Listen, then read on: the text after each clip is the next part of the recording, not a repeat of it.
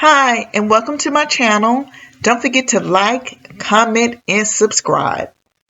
In this video, I'm going to walk you guys through on how to make an easy, healthy, creamy broccoli and red lentil soup. The ingredients can be found in the description. To start, I sauteed onions and garlic.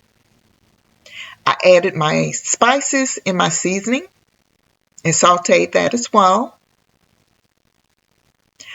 I added my red lentils, followed by broccoli and some no oil and low sodium vegetable broth. I added some low fat coconut milk, brought all of these ingredients to a boil, and then I reduced the heat to simmer. Once it was done, I took out my handy hand mixer and mixed up the ingredients to make the soup nice and creamy. And there you have it, some delicious broccoli and red lentil soup. Thank you so much for watching. Don't forget to like, comment, and subscribe. See you in the next video.